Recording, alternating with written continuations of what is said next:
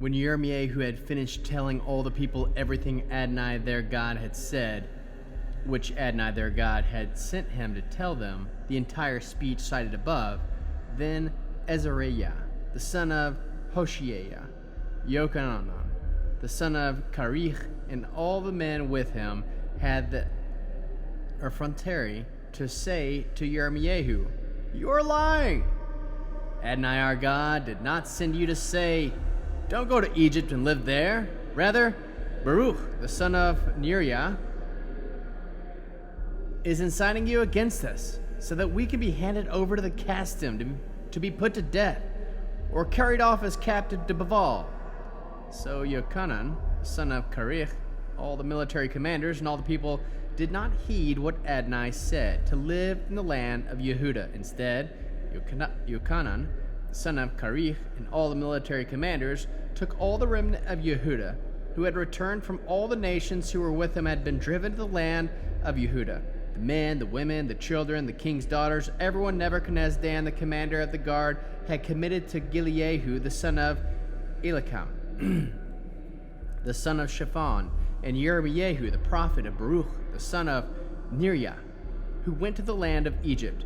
And they did not heed what Adonai had said. They arrived in Techpaneques.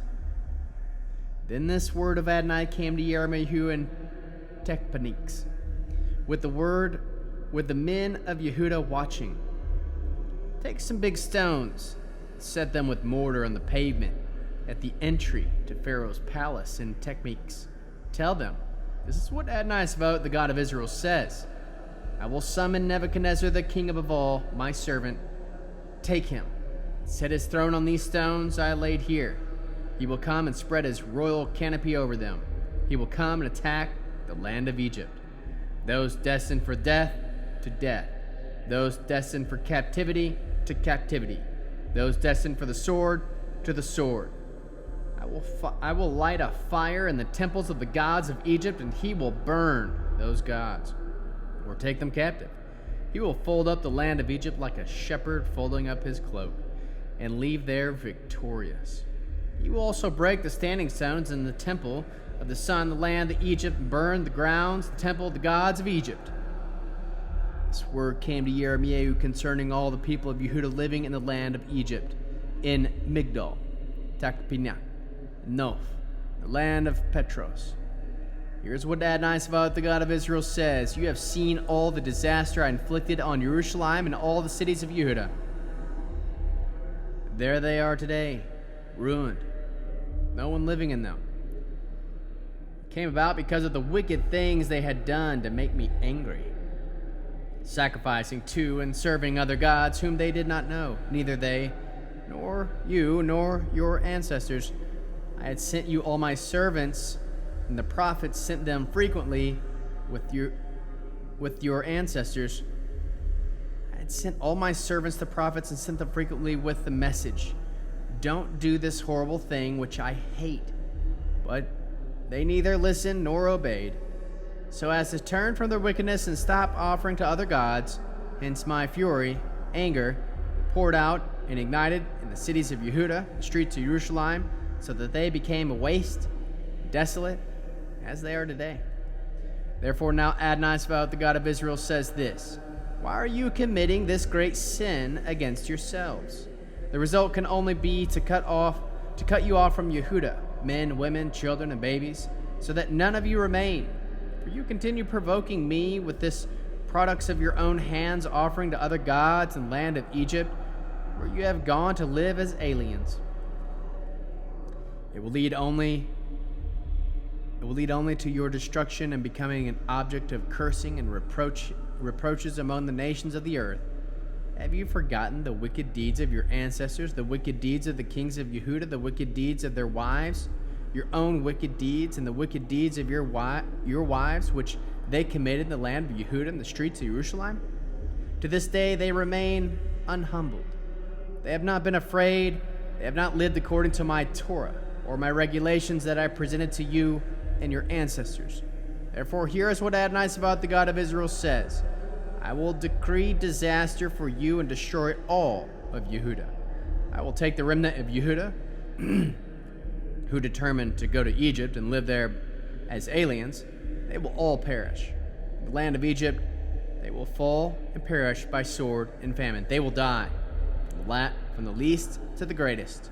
By sword and famine, they will become an object of condemnation, astonishment, cursing, reproach. Yes, I will punish those living in the land of Egypt as I punish Jerusalem by sword, famine, and plague, so that none of the remnant of Yehuda who went into the land of Egypt to live as aliens will escape or remain. To be able to return to the land of Yehuda, they will long to return and live there, but none will return except a few refugees. Then all the men who knew that their wives were offering incense to other gods, along with all the women standing by, a huge crowd, all the people living in Patros in the land of Egypt, answered Yirmiyahu, "As for the word you have just spoken to us in the name of Adonai, we will not listen to you. Instead, we will certainly continue to fulfill every word our mouths have spoken. We will offer incense to the Queen of Heaven and pour out drink offerings to her, as we have done, we and our ancestors, our kings and our leaders, in the cities of Yehuda and the streets of Jerusalem. For then we had plenty of food, everything was fine, we didn't experience anything unpleasant. But since we stopped offering to the Queen of the Heaven and pouring out drink offerings to her, we have lacked everything. We have been destroyed by sword and famine." And the wives added, "Are we the ones who offer incense to the Queen of Heaven? Do we pour out drink offerings to her? And did we make cakes marked with her image for her and pour out drink offerings with her husband's consent?" Then Yirmiyahu said to all the people, to the men, the women, and all the people who had answered him back, "The incense you offered in the cities of Yehuda, the land, the streets of Jerusalem, you, your ancestors, your kings, your leaders, and all the people of the land," and I kept remembering and taking note of this insult, until Adonai could no longer bear it. So evil and so detestable were your deeds. This is why your land has become a wasteland, an object for astonishment and cursing, uninhabited, as it is today. It is because you offered incense, sinned against Adonai, didn't listen to what Adonai had said, and didn't live by his Torah, regulations, instructions, that this disaster has befallen you, as it is today. In addition, Yirmiyahu said to all the people, but especially the women, "Hear the word of Adonai, all Yehuda who are in the land of Egypt. This is what Adonai Sabaoth, the God of Israel, says. You, your wives, stated your intentions with your mouths and performed them with your hands. You said, 'We will certainly fulfill our vows that we made to offer incense to the Queen of Heaven and pour out drink offerings to her.' Without doubt, you will indeed fulfill every point of your vows. Therefore hear the word of Adonai, all Yehuda living in the land of Egypt. I swore by my own great name, says Adonai, that no man of Yehuda will speak my name again in the land of Egypt, swearing, 'As Adonai lives, God lives.' I'm watching over them for harm, not for good. All the men of Yehuda in the land of Egypt will be destroyed by sword and famine, and none of them is left. Those who escape the sword will return to the land of Egypt, the land of Yehuda, few in number. And all the remnant of Yehuda who went into the land of Egypt to live will know whose word will stand, mine or theirs. Moreover, here's a sign to you, says Adonai, that I will punish you in this place, so that you can know that my threats and disaster against you will come true. Adonai says, I will hand over Pharaoh, Hophra, king of Egypt, to his enemies, to those seeking his life, just as I have handed over Zedekiah, king of Yehuda, over to Nebuchadnezzar, king above all, his enemy, who sought his life. Here is what Yirmiyahu said to Baruch, the son of Neriah, when he wrote these words in the book of Yirmiyahu's dictation. The 4th year of Jehoiakim, son of Yoshiahu, king of Yehuda, this is what Adonai, the God of Israel, says concerning you, Baruch. You said, Woe to me now! Adonai has compounded my pain with sorrow. I am weary from groaning. I can find no relief. Tell him what Adonai says. I will tear down what I built up. I will uproot what I planted, and this throughout the land. Are you seeking great things for yourself? Don't, for I am bringing disaster on everything living, says Adonai. Wherever you go, you will escape with your life. This is the word of Adonai that came to Jeremiah the prophet concerning the nations, concerning Egypt, against the army of Pharaoh Necho, king of Egypt, stationed in the Euphrates River, and Kirchmish, which Nebuchadnezzar, king of Babel, attacked in the 4th year of Joachim, son of Jehu, king of Yehuda. Prepare breastplates and a shield, advance to battle, harness the horses, riders, mount, troops fall in, helmets in place, polish the spears, coats of mail on. Why do I see them retreating in panic? Their heroes are rooted, fleeing headlong, not looking back, terror all around, asked Adonai. The swift cannot flee, nor the horses escape. In the north, by the Euphrates River, they have stumbled and fallen. Who is this, rising up like the Nile, like rivers whose waters surge out and flood? It is Egypt, rising up like the Nile, like rivers whose waters surge out and flood, saying, I will scourge out and cover the earth, destroying the city along with its people. Charge horses, full speed ahead, chariots. Let the warriors attack, Cush and Put, bearing their shields, and the Ludim, strung bows in hand. For on that day Adonai Elohim Svaot, we have a day of vengeance, for avenging himself and his enemies. The sword will destroy, have its fill, be made drunk on their blood. Yes, Adonai Elohim Svaot decrees slaughter in the land of the north by the Euphrates River. Go up to Gilead for its healing risen, virgin daughter of Egypt.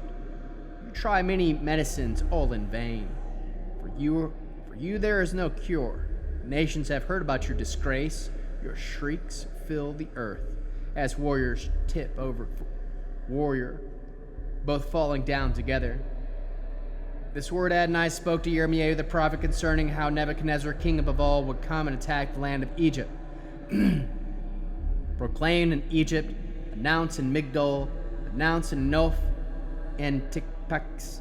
Say, take your stand, get ready.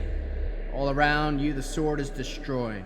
Why has your strong one been overthrown? He failed to stand because Adonai pushed him down. He caused many to trip. Yes, they fell all over each other. Then they said, let's get up. Let's return to our own people, back to the land where we were born, away from the sword that destroys. They both cried there, Pharaoh, king of Egypt, makes noise, but he lets the right time for action slip by. As I live, says Adonai, whose name is Adonai Svaot, when he comes, he will be as mighty as Tabor among the mountains, as Carmel next to the city. Daughter living in Egypt, prepare what you need for exile, for Noph will become a ruin, laid waste without inhabitant. Egypt is beautiful female calf, but a horsefly from the north has come to attack her. Her mercenaries too, she had with her, were like well-fed calves in a stable. They too have withdrawn and retreat. They all ran away without standing their ground. For their day of disaster has come over them, the time of them to be punished. Egypt hisses like a snake. As the enemy's army marches ahead, attacking her with their axes, like lumbermen chopping trees, they cut down her forests, says Adonai, and they cannot be numbered. Yes, there are more of them than locusts, far too many to count. The daughter of Egypt is put to shame, handed over to the people of the north. Adonai Svaot, the God of Israel, says, I will punish Ammon from No, Pharaoh, and Egypt, with her gods and kings, that is, Pharaoh and those who trust in them. I will hand them over to those who seek their lives, to Nebuchadnezzar, king of Babel, all his servants. But afterwards Egypt will be inhabited, as in the past, says Adonai. Yet don't be afraid, Yaakov, my servant. Don't be distressed, Israel. For I will save you from faraway places, and your offspring from the lands where they are held captive. Yaakov will return and be at peace, quiet. Don't want to make him afraid. Don't be afraid. Yaakov, my servant, says Adonai, for I am with you. I will finish off all the nations where I have scattered you. However, I will not finish off. I will discipline you as you deserve, but not completely destroy you.